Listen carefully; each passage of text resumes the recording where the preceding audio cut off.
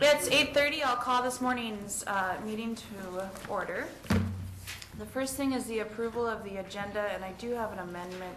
Item number 3, we're going to pull from the agenda. There were a couple applications that came in, and they need to evaluate if that action would be needed, so. I'll move to approve with the change. Second. We have a motion to approve the amended agenda and a second. Any further discussion? All those in favor of the motion signify by saying aye. Aye. Opposed? Motion passes. We'll move into the approval of payment of bills and vouchers. Move to approve. We have a Second. motion to approve and a second. Any further discussion? All those in favor of the motion signify by saying aye. Aye. Opposed? Same sign. Motion passes. Citizens to be heard. Anyone that's wishing to speak on anything not on the agenda? Any citizen wishing to speak on anything not on the agenda? Yep. Hi. Sorry, good morning. That's okay. Good morning.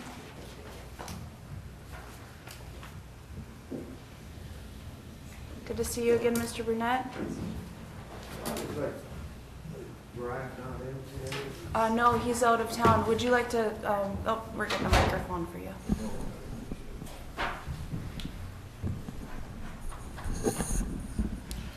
Thank you.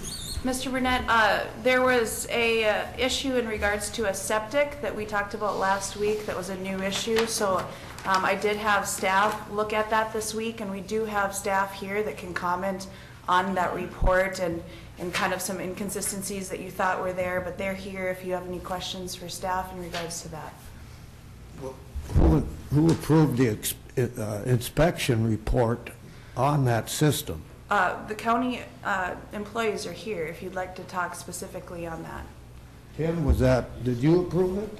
Yep. Kent, would you like to come up so you can speak in the microphone, please? Or Bruce, I guess whoever's gonna. We just wanted to clarify since they're the ones working on it for you. Good morning, Kent. Good morning. Yep. I was out on August 15th, 2014, and measured the setbacks.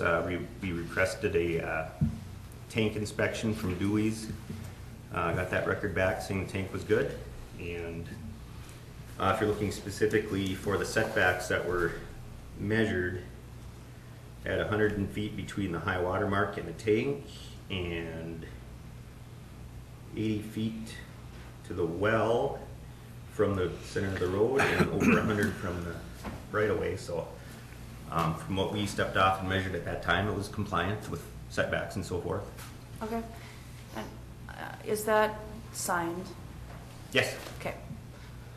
So did you want to see that report? Absolutely. Okay, it's right there if you'd like to take a look at it. I called Dewey a couple weeks ago. Okay. He said he did not inspect it. He said he pumped it. Okay, well, the report's right there if you'd like to see it. You know, I don't know if, I think that company works with several, so I don't know if they're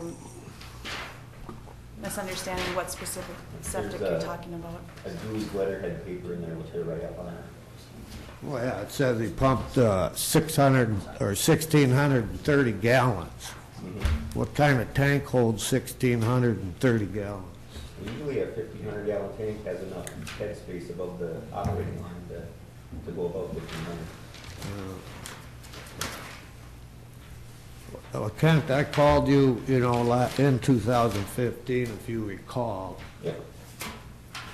Where's this inspection permit? Well, it's way different than the paperwork I have. That's the paperwork that we have. I'll show you.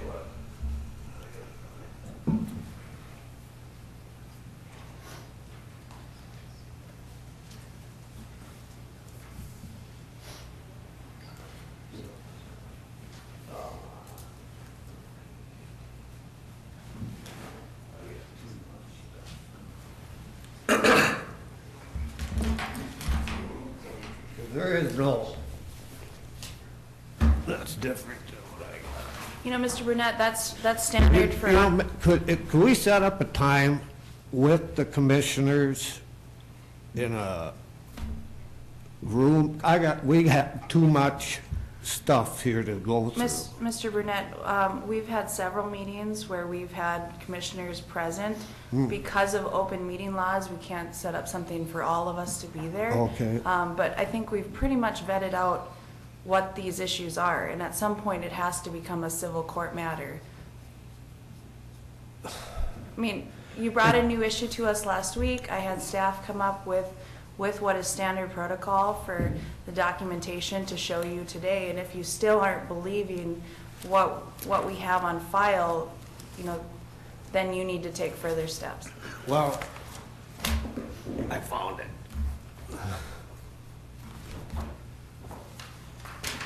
This is what I was given when I asked for the inspection report and Dewey's report. Yep, you do the same documents. Now, this one isn't signed because when you were in, I printed that off our software. So if that's what you're wondering about the signature, no, I printed that for you that day when you were in there. Now, this one is the one that we printed for our file and sent to the owner and keep on file, so that one has a signature date on it. So you say the inspection report that Dewey gave, it says holding tank pumping, 1,630 gallon pumped, 6-inch PVC pipe, tube look good, tank and cover in good shape. Now, he pumped that thing, right? How does he know the tank is in good shape? If you don't lift the lid, there's no access hole to it. There's supposed to be a 24-inch access hole. Yeah, maintainers use whatever means they decide are the best. Some have cameras that go down in, some use mirrors. Well, he didn't, I called him, he said he never inspected that tank, that he just pumped it. That's not what they provided to us on that document. I mean, it's pretty obvious he didn't inspect it. It's leaking. Why would you be able to pump 1,630 gallons of a tank that's leaking? Because it's full of groundwater. And the groundwater kept coming up. You know, unfortunately, Dewey's is a respected business, and I think what you're saying is you're kind of saying that he didn't do his due diligence and wrote it in a report. So we have what we believe to be a non-error filled report, and that's standard for what happens within the county, and I'm sorry if you feel that that's not a true statement, but then you need to take actions into your own hands above and beyond what we can do. Well, it's not the compliance without, I mean,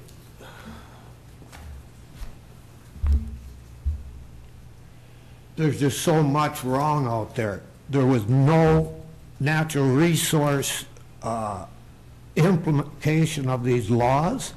We have they dug out into the hill. There's a big overhang. You know, I'm sorry, Mr. Brunette. It's dangerous. If kids, the trees are ready to fall off that bank, and I'll guarantee there's a fracture up top. And when that thing goes, if somebody's there or kids are walking on that road, why does you want it? We got problems out there that are dangerous. Okay. Would you like a sewer system hooked up to your water main and your neighbors are flushing and you're getting that water? If I had a test that said there was not a problem, it would not be a problem. Well, let's go out there as soon as the thaw is coming, and I'll guarantee it'll be full. You cannot pump 630 gallons. If you would like to have someone test your own things, that's fine. That's your prerogative as a landowner. You can test your own issues. The problem is that we're trying to find additional issues with our landowner that we may or may not get along with and try to drag that through the mud. So it really is not a county issue at this point. I've told you that it's between the township and the watershed, all of which have been out there to address those issues. And if we're not going to allow people to work on the issues identified, then we're at a standstill, and I told you that last week. Are we covered by all these laws? I got another water conservation grant of 43 million.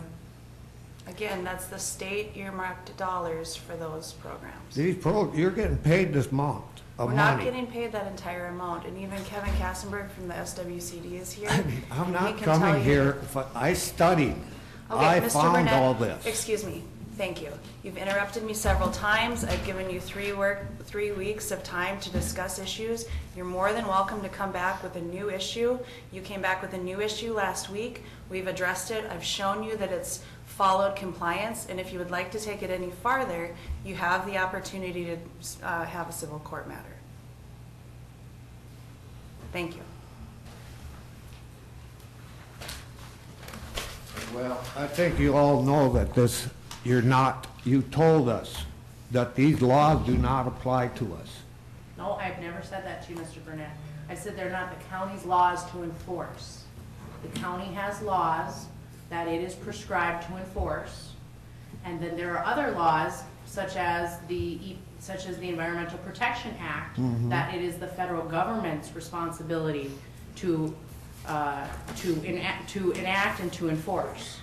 No. And so the county cannot enforce the Environmental Protection Act. You're getting paid for it. No, we are not. These- That is not do you our. get these- Mr. Burnett, thank you. I think she just spoke her piece. If there's another issue that comes up, you're more than welcome to contact Brian. Staff will look at it like we did with the septic issue. Thank you. Everybody's got money go to court to take a government entity to court. How do I do that? Because we're not doing anything. The county has identified things and it's not our issue. So that was just a ridiculous statement. You are getting paid I'm sorry, Mr. money Burnett, for your time is natural up. Thank you. environment Thank you. protection, and you're not doing it. Thank you, Mr. Burnett. We'll move Thank you. into our 8:35 item. We did that first. A request to It's just fill the garbage, vacancy for the full-time juvenile Nothing counsel. filled out. You had, I did that. Did we do the bills? Huh? Did we do the bills? Yeah, we did the bills already. I was waiting. Morning, Madam Commissioner, Commissioners. Thank you for being here this morning. We recently had a resignation and Just a moment. Yeah, can't be doing that with this guy. I don't Miss- know what I did. Mr. Burnett and Kent, if you'd like to discuss that in the hall, that would be great. Just like you did on that one? Mr. Burnett, if you'd like to talk to staff in the hallway, then that would afford us some. I'll get out of here. Thank you. Thank you. Okay, good morning, Steve. I see that you have a request to fill the vacancy for a full-time juvenile counselor.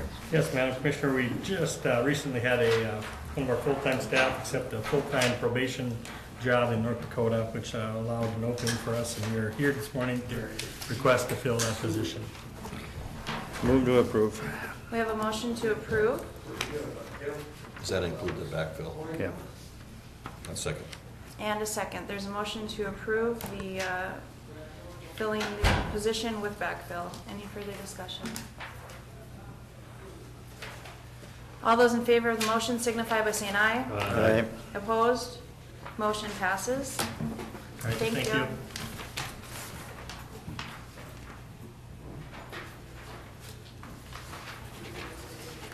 Mr. Magnuson, are you ready for your update? Yes, Madam Chair, I am ready. Thank you. Thanks. Are you ready? I am ready. Thank you for having Bruce and Kent come up with that permit. I left a couple of documents on your desks this morning. I wanted just kind of an overview of the last 3 years in planning and zoning permits that we've issued. From 2016 to 17, we stayed the same with dwelling units. We had some additions. We had lots of other buildings, sheds and pole barns and the like. Last year, where we really had a lot more going on was with single lot splits. People acquiring property out in the county for development. We were up 11 more than we had in 2016, and it was even noticeable in the auditor's office because they all funneled through there ultimately. So they had noticed that we had many more splits, so we've got a lot of people that are finding their niche out in the rural Clay County areas. Other than that, everything else seemed to stay relatively the same. We've dealt with some specific issues. One of them was just here. We've got a couple others with an issue down in Baker, which we thought we were going to be able to resolve at least part of it early on this year, but the judge has said that the individual has until the middle of September to come into compliance with his violation, so we will wait that one out. And then we're still waiting on a court hearing for livestock in a subdivision. She smiles. It's interesting, but keeping of chickens in a platted subdivision, again, we thought that one would be finished up by now, but it keeps coming to court hearings and getting extended, so we've got another hearing in the middle of March on that one. What's the hearing about? The hearing that's coming up is actually an evidentiary hearing, where, and I guess I'm not exactly sure. Are they contesting a current? It's a criminal, so when the ordinance was violated and measures were taken to try to remediate the violation, and those didn't succeed, then the matter was referred to the sheriff's department and issued a citation, which is a misdemeanor. And that's been to court, and the individual who is accused of violating the ordinance has exerted her right to an evidentiary hearing. And she's got some arguments that she believes the judge should hear in regards to the alleged violation. So that's the hearing that's coming up. So it's on the violation, she's not contesting the ordinance? Or is she, Well, or is she doing both? She's saying, for reasons that I guess I don't understand, that the ordinance doesn't apply to her. But she's not contesting the ordinance per se, like there's something wrong with the ordinance, just the application of the ordinance. Okay, all right. Thank you. Yes. So we'll wait to see what happens with that Okay, one. all right. I guess I personally am happy to see that we got snow, but we don't have a good forecast for major flooding this year, so that's always a welcome event in the spring when you don't have to deal with people losing their homes, so. We are settled nicely on second floor. If you haven't stopped in, stop by and see us. Still, maintenance was really good about getting us down there, and I still have some things in an office up here that I used to be in that need to come down, but maintenance has kind of moved on to some other things, so I'm gonna get a hold of Joe and get those final things downstairs, but, and it is handy to be co-located because, well, I've answered numerous questions from Nancy and her staff about what's going on with, planning and splits and other things like that, and it's, we're all right there, man. We walk past one another on a regular basis, so. So it's working out. I'm not sure if there's too many more people that we could shoehorn into those spaces, but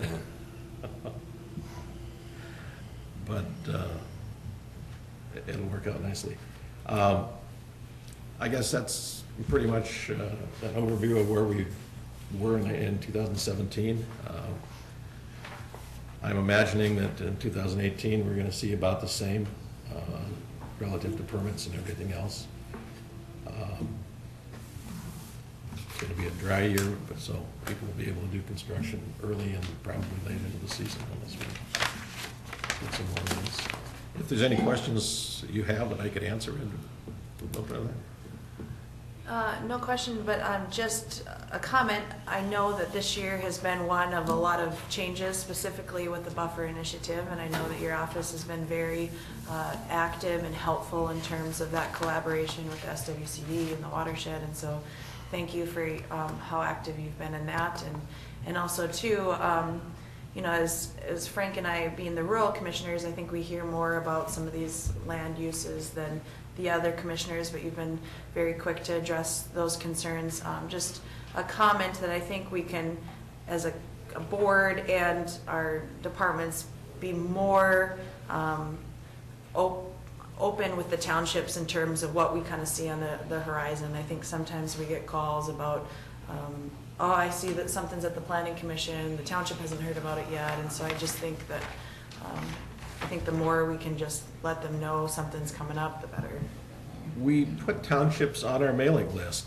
Why, and I know the one that we were talking about in particular, why that notification did not get to that individual, I do not know. You know, we put them in the US mail and make the assumption that it gets to where it's going in a reasonable time. But we do our best Yep. to get No, that notification out there. Yeah, I agree. I just think that, I think by nature of when townships only meet, you know, once a month, and if an individual gets that letter and maybe doesn't have an opportunity to share it at that board, then it doesn't get lost in translation, but there's just a delay. And I think that, you know, I can be better about notifying townships when I see something coming up. But overall, I think with the varied issues that you deal with on a regular basis, I think you're doing a great job. So thank We you. have tried to get townships to give us email addresses, you know, for as many people as have them. Because the other day when we spoke on that one, well, we turned around and sent that notice back out to him by email. Okay. So if they've got emails, we can get it there quicker, and we can be more guaranteed that it arrives in a Yeah. timely manner. Does anyone have questions for Tim? Want to talk a little bit about your second page? Fees. The second page, I took our local or our surrounding counties, Norman, Becker, and Wilkin, and did a fee comparison, and then I pulled some random ones that I just happen to have numbers for to add to them. Our fees have not changed since 2007. I believe that was the last time that we got fee changes, and may have got major fee changes at the Environmental Services also. Our fees are lower than most places, Wilkin County being the exception. Wilkin and Norman are counties that they have emergency services, emergency services and environmental services staff. That staff acts as planning staff, but it doesn't have a lot of things going on. Becker County is probably the closest comparison to us. We charge $25 plus $1 per $1,000 value for a building permit. They charge $75 and $3 per $1,000 value. Would make us a little bit more money, and that's where, between that and splits, that's probably where we do the most business. Other ones have fixed fees, others kind of have sliding fees based on square footage of properties being proposed. I guess there's a couple of things that I think that we need to really consider, and that is things that should be more difficult for parties than normal. One of them is rezoning. Rezoning has an effect across the county. So when an individual comes in and wants to do a rezoning relative to a single small parcel, I think that the fee structure ought to be high enough that they think about whether it's worth their time and effort. Because, like I said, rezoning has, it's not just a single site issue, it can have an effect across the county. So rezoning and variance requests are a couple of places where I think we should consider an increase in our current fee structure. The other one might be in subdivision plating, where we could take that up a little bit. Most counties are well above us in the requirements for plating subdivisions, so. You know, we charge $7 for an ordinance. The other two counties that listed charge for the ordinance, one was 50, one was 10. I'm not sure where we came up with 7, but, you know, a nice round figure of 10, if nothing else, would be something to consider. You know, in charging for after the fact, we charge 3 times the original fee.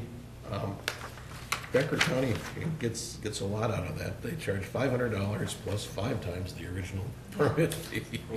So, I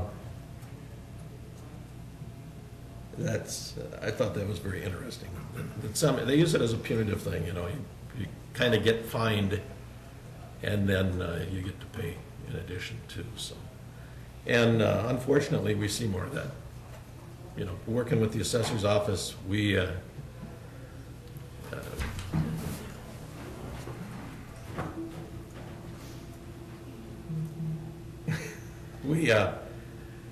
you know, the assessors, they're out and about all the time, and they're stopping in the office with things that they find that we don't have any permits for. So then we get to go back and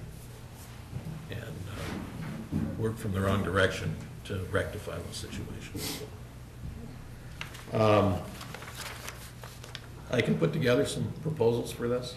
Yeah. And then bring them back to the board, but like I said, I just wanted to give you some idea as to what No, I really other appreciate counties that. do charge. Commissioner Campbell? Yeah, thanks. Tim, thanks for this report. When you come back to, maybe if you can give us an idea on numbers. For example, you talk about the fees for a rezoning request maybe are too low because the consequences of that is significant countywide in some instances, Yeah. right? So, but maybe if we could get an idea, how many of those types of requests do we get? You know, you don't have to give it to us now, but when you come back Yeah. with your information. And then just a comment on Becker County, and if we were probably to include Otter Tail County, my guess is we would see something similar to both of those, and I'm gonna speak a little bit. I happen to be a landowner in Otter Tail County, and as somebody who doesn't get to vote there, it seems to me that we oftentimes get picked on as being seasonal people with some of their fees, and I sometimes wonder if they don't take advantage of some of that at some point in time. Yeah. Otter Tail County. So there's obviously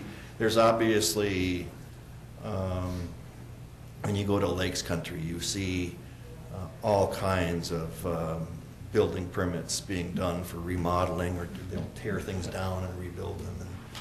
And there's some places where they seem to just be able to get away with it.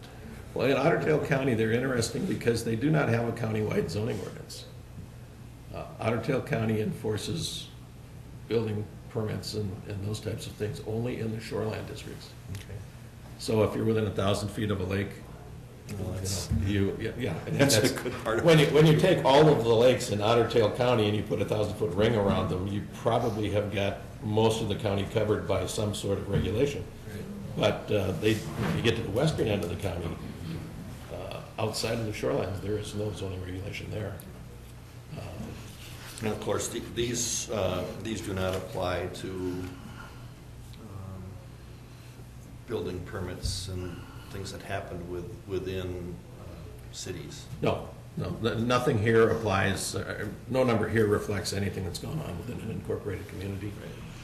Okay. So, Thank you, Tim. Questions, Commissioner Gross? I don't have a really quick, but I think it's a good idea, you come back with something like that, but, I look at these fees and stuff like that, I think it's a service we have to do, but I think we should charge a fee for some of this stuff, I mean, I think we have to keep that in mind, we are here for a service to the people too, so, but I think if these fees need some adjustment, I think that you have a good idea there, come back with something that is viable, but keeping in mind that we are here to serve the people also, I would agree with that, Commissioner. I think there's a fine line, though, between what one should expect their property tax dollars to already cover versus certain things that are really being done for the benefit of that individual. True. And it's where it's the benefit of that individual over and above that. That's why I think The fees are appropriate. taking a good look at the fees, you know, Yeah. how much does that person benefit, how much is it costing us to provide that service? You know, if Yeah. it takes 1 hour of work or 2 hours of work, Right. then it's charged that fee. Yeah. Well, that's just it. Some of these have taken a considerable amount of staff time, both from Tim's office, but also Jenny's office. And so I think that, I think it should be appropriate. Yes, the fee should, a part of that should be covered by the service that, we offer to citizens. But if something's taken a significant amount of staff time, it should be looked at. So, no, I really appreciate you bringing this. So thank you very much. Anything else? Thank you, Tim. Thank you very much. See you at the Planning Commission tonight. Yes. All right, Mr. Katzenberg.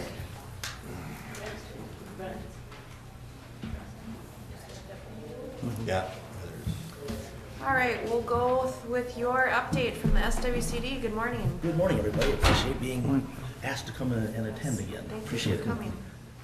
I think in the last year, we've had a lot of changes in our office, and I know Commissioner Mojo and Commissioner Haney have seen firsthand where we have separated from our USDA partners, have our own space now, and as of January, we're kind of up and running with our own space. So we've got a couple challenges that we're going through right now, getting off of the USDA's, their federal internet and phone system, and we're working towards that as a joint server is being set up with the River Valley SWCDs in the what we're called Area 1 in the state.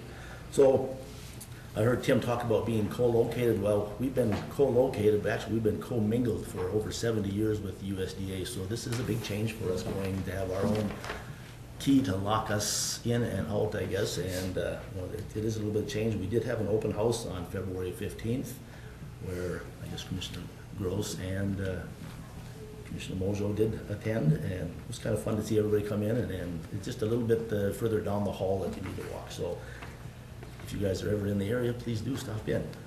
Spring fast approaching, we're all anxious for that to get here. So that means our tree season will soon be upon us. Getting outside to do some projects, I think we're all waiting for that time. Our no-till drill program is a way that we generate some funds, renting out to landowners in the county. And then we will be setting up a county spraying program with Dave over at the county highway department, and probably with Eric over there. And then also with our sprayer contractor that we work with. And then we always, part of our, the county Association of Township Officers meeting, which will be meeting here, I'm assuming, is it in Dilworth again? March 19th. We have a presentation that we always do for the town board members and the mayors in the county, that, just basically letting them know what the noxious weed program for the state of Minnesota, if any changes. And it's part of our responsibility with the county ag inspector role to keep those individuals up to date with what's going on. Coming this year, I guess, on our February board meeting, we did invite our 3 local legislators, Representative Lean and Marquardt and Senator Eakin, to attend a little presentation that we basically kind of let them see what do we do. And I think SWCDs are really getting to be well known in our state legislature, primarily because of this buffer issue that has really kind of hit us in the last couple of years. And it was good to have all 3 of them invited and all 3 of them attend. And I guess Commissioner Haney also attended, so it was we had intended for about a half an hour, and it got to be a little longer than that. But like I say, it was good to have them attend, and basically our way of showing them what we do, but also thanking them for being on our side. And some of our funding comes from the state legislators, as well as the county commissioners, and as well as some of our self-generated funds. So it was good to have them there, and kind of. It was just good to get to meet those guys a little more firsthand, I guess, is always I think it a good gesture. should be noted as well. We've talked a little bit about the motor vehicle update, that the MARS that's been problematic in Minnesota. And I've kind of told this board a little bit about the problem that the feedlot officer is having in terms of that update. And so that was an opportunity to make clear to Senator Egan and Representative Lee and Marquardt that that's also a problem. That Right. was a voluntary update that's causing a lot of staff time. Right. So, this is an election year for 2 of our supervisors. There's openings in what is kind of the southwestern part of the county and is in the middle portion of the county. So we have 2 supervisors that will hopefully be running again. Those will be something that we decided that this election year in November. One thing about our elections that they are voted on county-wide, not by the area that the supervisors represent, so it's always kind of interesting to see where that all goes. Definitely this coming year, our buffer program takes a little twist from going from the public waters of the streams, rivers, and wetlands. It's taking a focus now on our county ditches, and that's something we've been working with the watershed districts to try to get some working relationship with them, because we have some cost share funds that we have available to landowners, and in the Buffalo River Watershed District, we've asked them to participate with us to maybe be a co-signee, or at least run a contract under them and have the landowners that in the ditch system to sign on under them. That way we don't need to have a cost share contract for each individual landowner. Working with the watershed, they can just make it a ditch by ditch process and much easier for us, which we're always looking for an easy way out. But it also makes it easier for the landowner, I think, to participate in such a thing.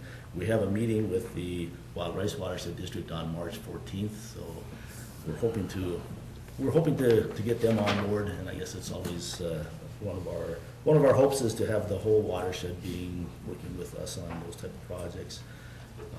I know we're going to be busy with staking out boundaries, because a lot of the landowners that are coming in are asking for us to put flags out, or at least some type of a boundary where they have to see the perennial vegetation. So that will be a focus of our office staff, and also those that were sent out letters to let them know that November 1 of this year is the planting deadline for the ditches. We are urging them to, through a newsletter and also individual letters, to plant this spring. Hoping that weather-related issues could delay that November 1, which would bring them out of compliance. Let's take advantage of the spring and get our buffer seeded this spring is what our hope are. And enforcement is something that will just be ongoing, so that is something that I know the county knows a lot about that, and we'll be working with county staff on that type of thing also. A couple of other programs that are going on. There's a CREP, a Conservation Reserve Enhancement Program, which is basically a sign-up for individuals to retire land permanently in a combination federal CRP program that they get funding from the federal government, as well as the state of Minnesota's RIM program. So it is a long-term, it's a forever sign-up that they will be signing, but they get funding from the federal government as well as the state. We also have a sign-up going on of walk-in access. If you're a landowner that has parcels of land that you're open to public hunting on, there is a program through the DNR that is administered through us, that we work with the landowners, sign them up, and there's a per acre payment that landowners can receive for 1 to 3 years, depending on your option that you want to do. And it basically is April 27th is a sign-up ending. So like I say, there's a handful of guys that we have about 8 sign up right now, about 1,800 acres in the county that are presently signed up for opening up to public hunting. Is there a minimum on that? Minimum of 40 acres. 40? Yes. So, For the WEHA, excuse me? for the walk-in? Yes, yep. And also, just last year, we really kind of have opened ourselves up to working with more town people, the urban, through a urban conservation program that we have a rain barrel and compost tumbler workshops that we partner up with the Cass County SWSCD, they're called over there, and also River Keepers in Fargo-Moorhead area. And that has gotten to be kind of popular. We work it through the Moorhead Community Ed. They sign up through them. They take the applications. We have a cost share program that landowners can pay for part of the costs of either the rain barrel or the compost tumbler. And it's something that we have really trying to get stressed in our county to work more with our urban individuals.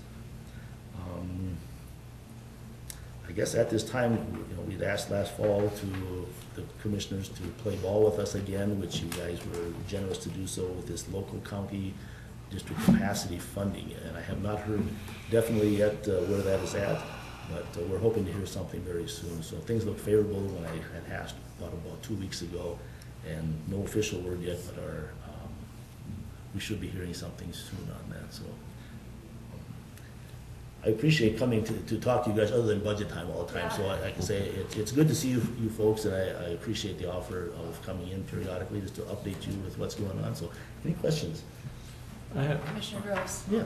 on elections, you said the elections for supervisors are county-wide even though they represent a district. Is that a SWCD policy or is that a county policy? It's a state policy, and primarily, if we decided to, we went through this a couple years ago, probably about 5 years ago actually now, but we were looking at the possibility of just having those landowners that live within the area that the supervisors represent. You have to do the same thing that you folks do. You would have to have, it was population driven, so we would have, the chances of having more people in the Fargo or Moorhead area. And that's something that our board, they felt that they should live within the area that they represent, which they do. But they wanted to have we have 5 elected supervisors that are elected for a 4-year term, and we wanted them to be voted on those areas that they are basically representing. That's not an option. It either is county-wide, which is what we opted to do, or it would have to be, you'd have to basically kind of how the county commissioners basically, population-driven. So it isn't something that we wanted. We wanted to, have it, basically the area you represent be voted on by the area, the people that live in that area, but that's not how it is. So basically they each have, there's 30 townships in the county. Basically six townships at each. Well, I can see where your districts wouldn't really go with the way we got our districts, because you'd have 3 of them right at Moorhead pretty much, so that wouldn't work out for the SWCD, but it just seems like I don't know if it's a proper way to do it, but rules are rules. We've discussed that numerous Rules times. are rules. You're exactly right. I mean, we wanted to have, more the rural representation out there in, those individuals in those townships that vote on by the individuals that live in that town, in those areas. But like I said, it isn't an option unless we basically open it up like what the county board, how that is run. So it's interesting because you got lots of people, I'm sure, out there, Fargo, I keep saying Fargo, but Moorhead area that probably don't have many dealings with, or even know who's, out in the Ulen area, Rolog area, Comstock, Georgetown, kind of those 4 corners of the county. And definitely a lot of them probably don't know the individuals that are running. I mean, people aren't clamoring to get on our board, I can tell you that. It usually is something that is, if we have a open spot where there is nobody that's applied, lots of times I'm working with Lori's office there that, at least do your door-to-door campaigning to get somebody to run it. And like I say, it's not that people don't know who we are, but I think a lot of the general public does not, especially the town individuals don't know who or what we are. So, that's always an identity problem that we seem to have, so. Yeah, it doesn't seem the right way to do that, excuse me. What's that, Lori? Sometimes we're calling you at noon, it's like, you gotta get somebody to file Yeah. on the filing deadline. So. And that is I don't think that's just Clay County problem, it's statewide, I think. So. That policy sure doesn't look right to me, but. Well, your supervisors do good work, and it's hard work, and Yeah. and oftentimes not vocally appreciated work. And so I just want to relay from this board to yours how much we do appreciate the work that your supervisors are doing, and it really is a good liaison between the public and the policy in terms of programming. So you're doing a great job. Thank you. Thank you. Any further discussion or questions? Not, thank you. Thanks, Dennis. Very much. We'll move into our committee reports. Commissioner Campbell.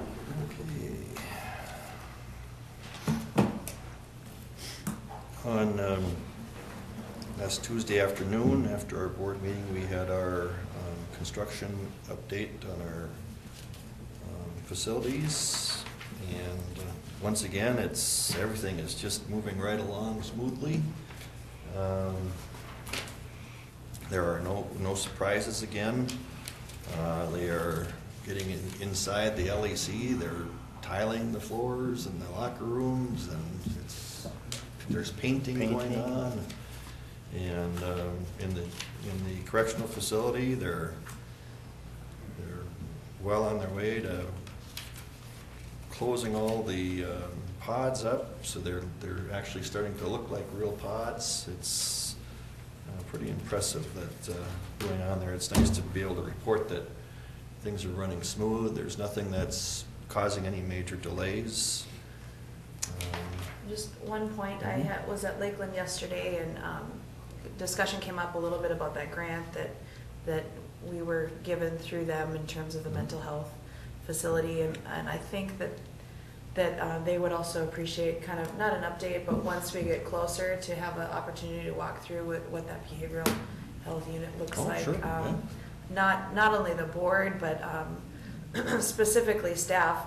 The board was interested because they all have their own jails, and so I think everyone's kind of interested to see what this looks like. So just keep that in mind as we get closer to being up and running, that they have an interest in seeing that. Very good, all right. So that's pretty much that. Then on Wednesday, we had the diversion public outreach meeting, and we got some handouts, more handouts on the executive director position, which then went on to the diversion authority for approval the next day at the diversion authority meeting. The public outreach meeting really focused on there's going to probably be a lot of activity taking place in March, and to the tune that we can probably look at potentially a new permit application being submitted to the Minnesota DNR. And in order to have submit the permit for the DNR, that means we have to have a new basic plan outline as far as where it would go. And I think that's being studied really hard. I know this board had authorized an engineer to partake with the group, and they submitted a plan that was being reviewed by all four entities, meaning the Corps, the DNR, the JPA, and the Diversion Authority. And I also, with that in mind, I think that they had actually set a cutoff time for last Friday as the last opportunity for any entity to submit a different plan to be reviewed, because we've. Gotta draw the line. Yeah, well, I mean, as Commissioner Mojo, as you're aware, from your time on that task force, there has been, close to 100, if not more, different alignments already looked at since the start of this whole process. And so, so they have a policy committee group that consists of the two members of the mayors of the Fargo and Moorhead, represent the Diversion Authority, and then there's the Corps and the DNR and the JPA, and they meet quite often. And their direction is to, instruct TAG. TAG is the technical advisory group. They're the engineers who are remodeling all of these different proposed alignment changes to see what they do, how they reduce impacts, whether it's in North Dakota or Minnesota or Wilkin or Richland County. And then they also then have to incorporate, when you make those changes, what are the socioeconomic impacts to it, and what are the financial impacts to it. So it's a big process that goes in, and obviously any changes that are being suggested here are going to come with a increased price tag, without doubt. But there's some really good work going on it, and I think I had asked Commissioner Mojo, I sent you a copy of it, but I think there's going to be a diversion update here for our board on the 13th of March. And by then, maybe we'll know more about this new permit application. all this stems from the work that Commissioner Mojo and those others also did on the Governor's Task Force.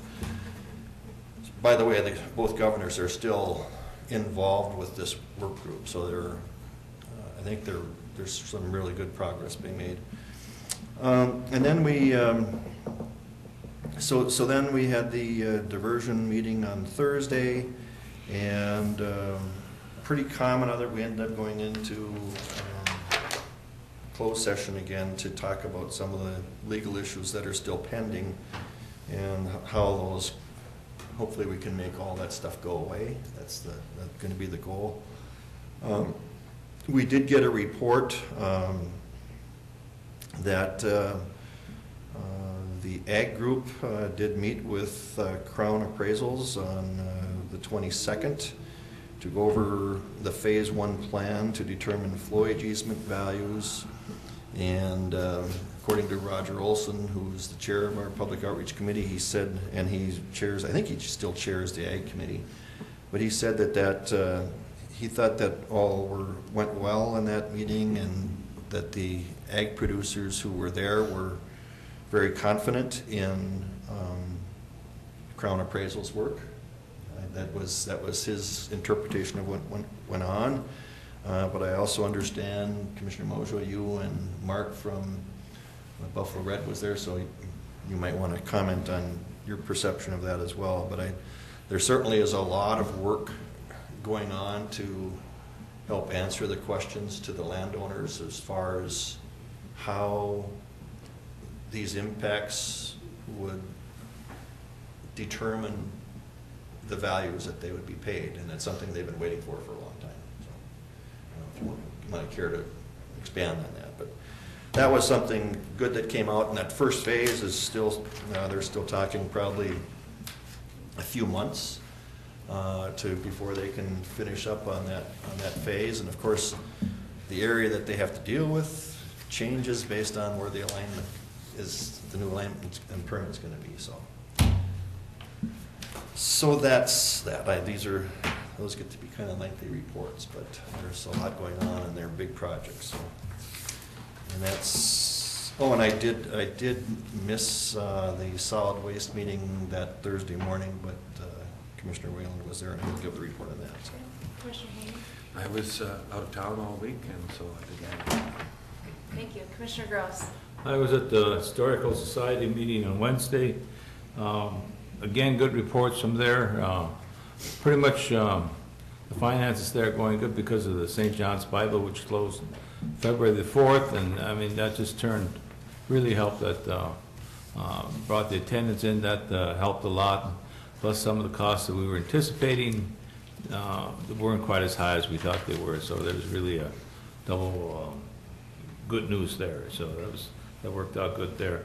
They're looking at the yearly, they give out the Clay County Heritage Award, which they award someone who's done chief stuff about keeping Clay County going. If anybody has someone in mind, they're looking for some nominations or something like that, of people that have invested in Clay County and, whatever, I mean, if you got someone in mind, be glad to take some nominations there to bring to the meeting.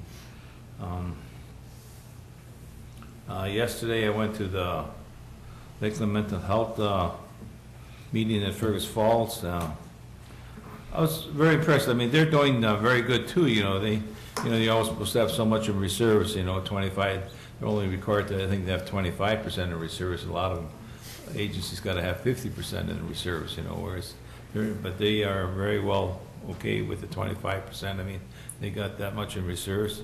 Donna Baker, who's the new CEO there, really gave a good report on children's services. And I was surprised to see how many people that are involved in the schools, that they already have full-time people in the schools helping the children out, and there's quite a few schools that she named off that have either full-time, part-time, or sharing some of them. And that was she gave a very good report on what they're doing, and I thought, like I say, it was a good meeting, good report. Those are the two meetings I had. Thank you. I did have one more other thing as far as I'm getting some calls. Got a call on cleaning snow on Sunday, you know, and it just, I don't know if any of you others got calls or not, you know, but it's just, Few of them. it was a tough decision, I think, for our highway department. When you know the next day is probably gonna be melting, you know, how much do you clear off and stuff like that.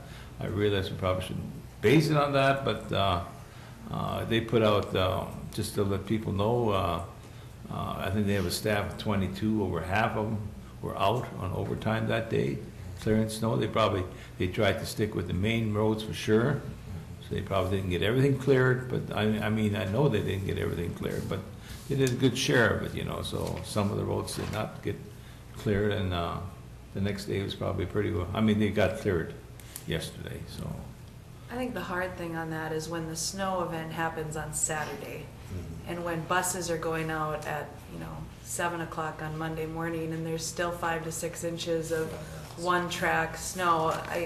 I think that's the piece that's challenging, is I get and appreciate that Highway is being thoughtful in terms of how much the overtime's gonna cost, but, it's hard when there's, if it was an inch or two, that's not a big deal, but if you get those upward accumulations, it's almost impossible to drive those roads without a four-wheel drive vehicle, and I think that's where the challenge is. They were out at 6 o'clock on Monday morning too, so. I get it. When the bus came by and picked up my neighborhood kids, that it hadn't gone through, by 7, and so I get that they're out at 6. I appreciate that. I just am concerned about it. Yeah, I was just gonna bring up, it was a tough call for them, that they brought out half the people in overtime, and then. Well, I think, I think maybe at our next highway tracking committee, we can talk a little bit about that and find out what's their protocol or whatever based on how many inches of snow, and if it falls on a weekend, just so we have an idea. And I do agree that boy, I'll tell you what, that snow that came down on Saturday, it was a lot. Yes, it was. There was a lot. Then of the snow. question is, how many people do you have on call ready to go, But in the same respect, right within the city of Moorhead, I drove about an 8-block stretch and I saw 4 cars stuck. No. Right within the city limits too. So it's not Yes, it was. just not the rural areas. Sometimes when you get heavy snow, it takes a little bit. I just want people to know, Yeah, I mean, I agree. it's not that they weren't concerned about what's going on.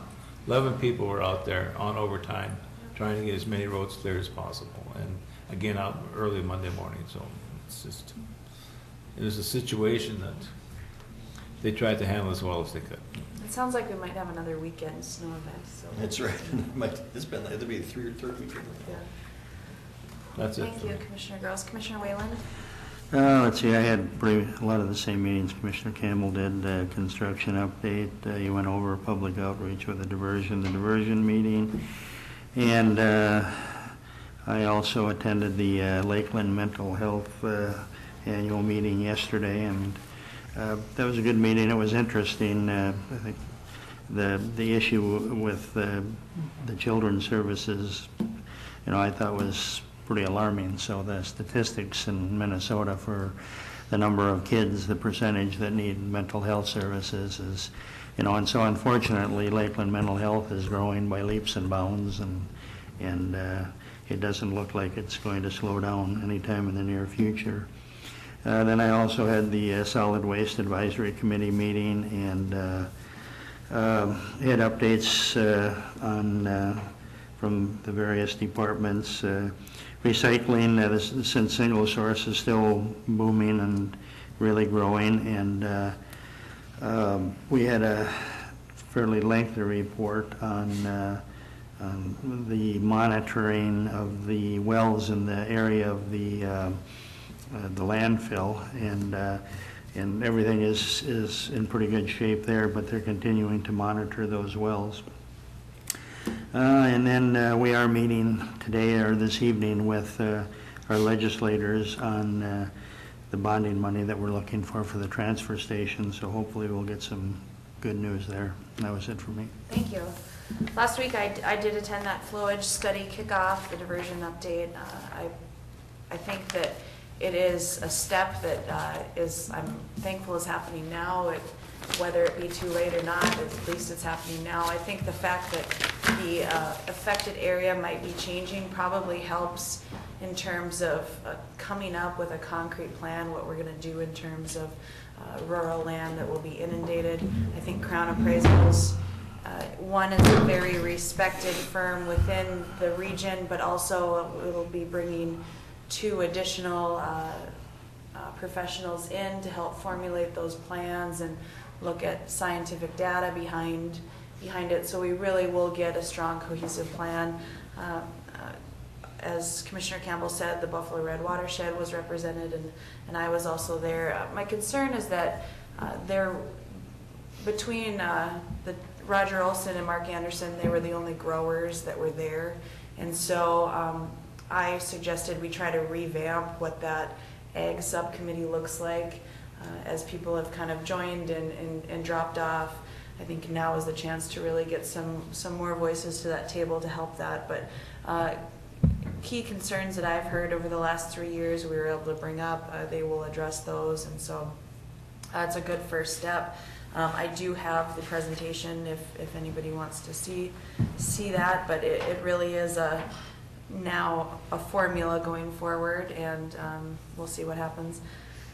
I attended Lakes and Prairies meeting in Barnesville last week. We approved the financial reports, which included the year budget. That was good. We approved the grant for the CSBG funding, which is the large funding source for them, so I appreciate that.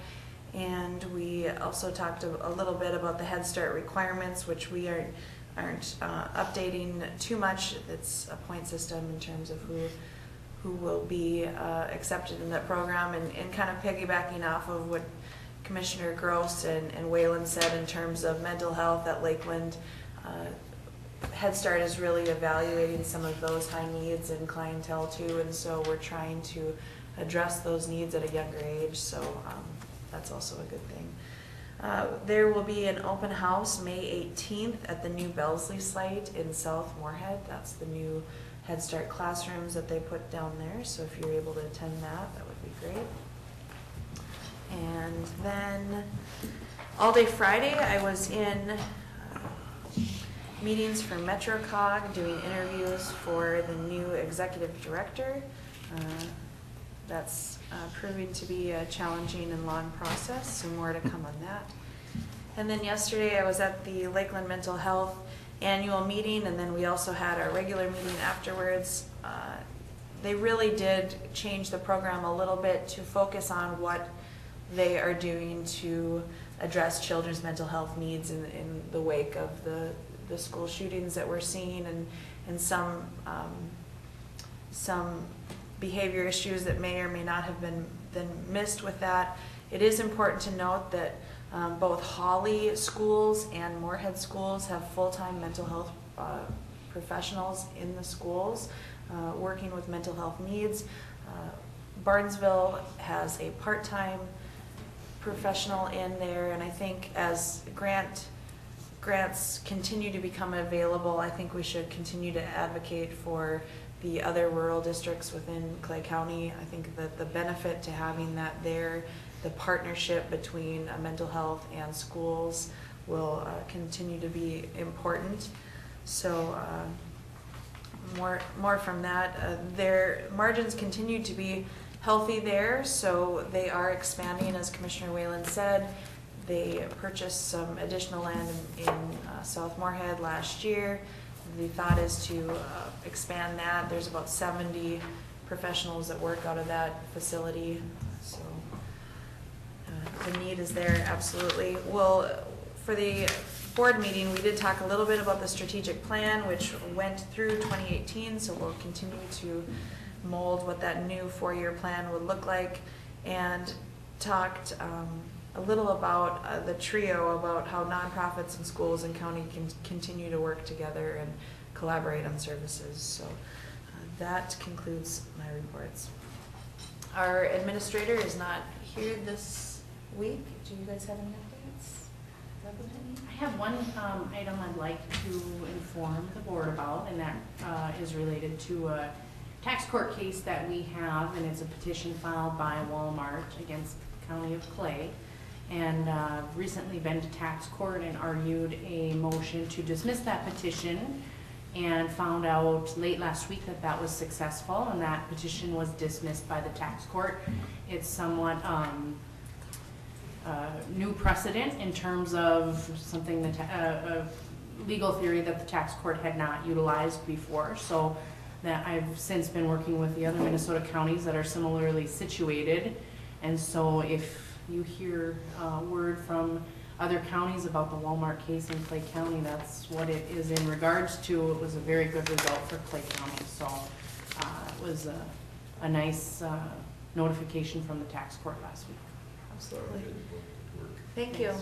Well, 3 of you are headed to the legislative conference, so thank you for doing that and advocating for some of the dollars and needs that Clay County has. Is there anything else? If not, we are adjourned.